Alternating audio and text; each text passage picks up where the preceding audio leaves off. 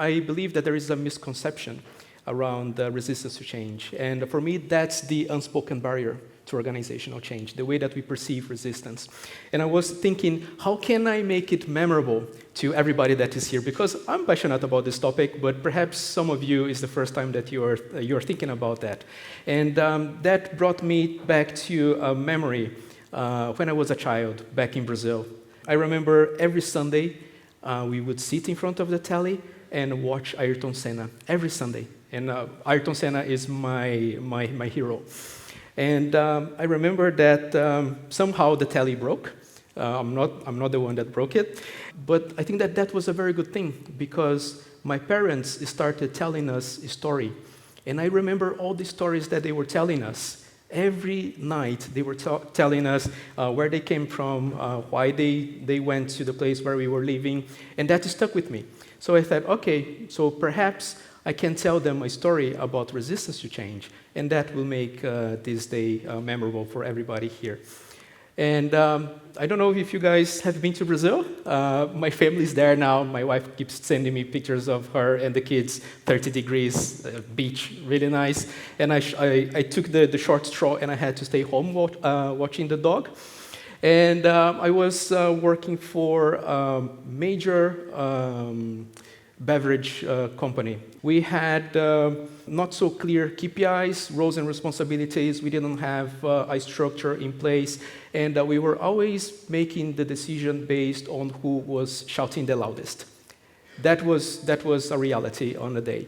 And the company decided that they were going to launch a continuous improvement program to streamline all the processes that we had and improve performance. At the time, I didn't wear glasses. I had perfect eyesight at the time, so I forgot that detail. And we decided that we were going to start by having a workshop. We had all the department heads for 2 days talking about continuous improvement program.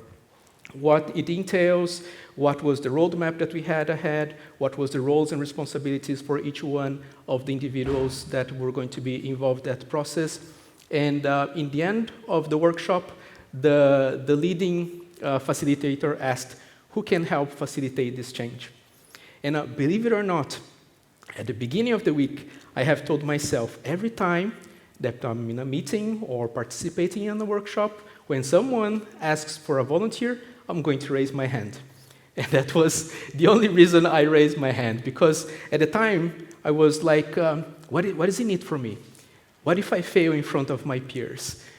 What if I don't know what to do? Because I have no idea what facilitating change meant. And I said, despite all of that, I raised my hand and said, yeah, I'll do that. And basically, what I was going to do, this was the situation. We are here, and we need to get there. And it was not so clear. We had the leadership team giving us the vision of the organization, our strategic drivers, and basically my role was to facilitate the creation of systems that would give us the visibility of that gap between here and there. And my role was to gather resources, train people, organize meetings, produce systems that would give us the understanding of all the different losses that we had in front of us, that if we tackle one by one, little by little, we would just close that gap. And I was expecting participation, but that's not what happened. I started gathering, trying to get people around, and they were arriving late. Sometimes they were not showing up. They were crossing their arms, talking ill about the program, and I had no idea why that was happening. But I did what most leaders would do in a situation like this. I focus on the tools, the techniques, and I thought that if I learn this well enough, and if I help them understand the journey that we are going through, perhaps they will embrace the change. And instead, what happened was that they started seeing me as the owner of the program, not something that was organizationally going to impact everyone. And perhaps you've all have heard that 70% of organizational transformation fail. And this number is stuck with me. And I started to look at it and try to understand what was behind this failure. And believe it or not, for the past 30 years, we haven't improved. So for the past 30 years, we've been talking about the same number. 70% of organizational transformation fail. And actually, it's starting to increase. It's starting to get worse. But you may say, perhaps it's not an economic problem. Perhaps it's not that bad because we haven't improved. Otherwise, we would have done something to change that. And let me share with you this. Every 1% of transformation that fails costs $13 billion. And there is a research by McKinsey that says that every time that we improve 1%, we unlock 2.3 times the value. So roughly 30 billion. This is the cost of failure change. And just as our taste for fashion changed in the past 80 years, so did our view on resistance to change. Initially, it was seen as a barrier to progress. So you have two separate forces. One was saying, these are the driving forces for change. These are the reasons why we need to change. And these are the ones that are defending the status quo. So in order for us to break that barrier, we would have to increase the drivers for change and minimize the ones that were resisting. So basically, we had two resources.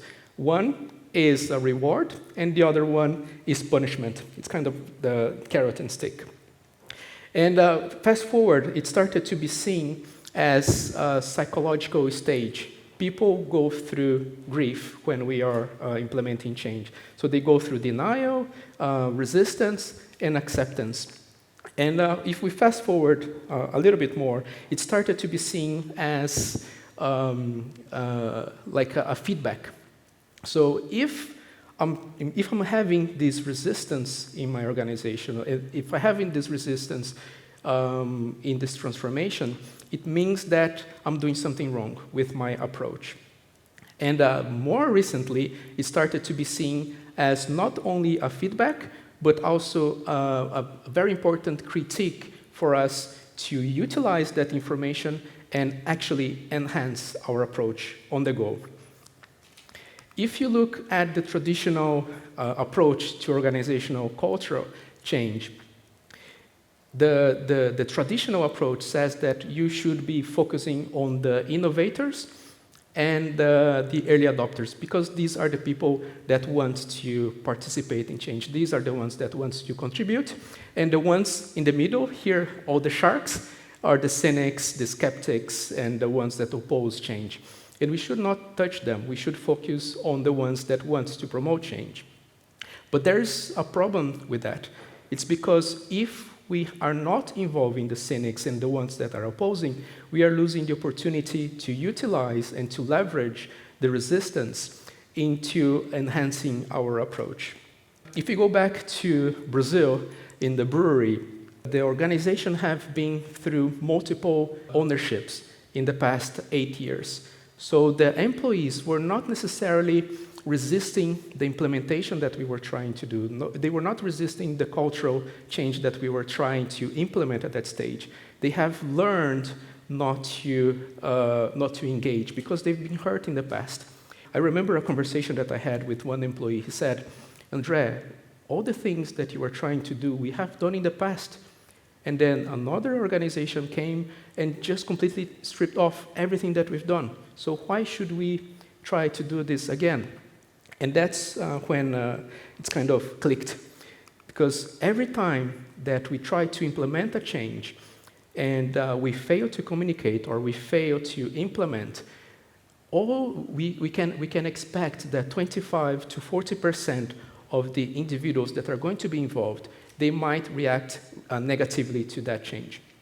And I was very curious. I left Brazil, came to the UK to do an MBA, and spent 2 years just researching cynicism, resistance to change, and organizational change, leadership as well. Trying to understand why people resist change, and identify 5 different main attributes or attitudes towards change. And I call them chaos. And it's basically cynicism, apathy, indifference, opposition, and skepticism. Cynicism, I've seen that before. I've been hurt.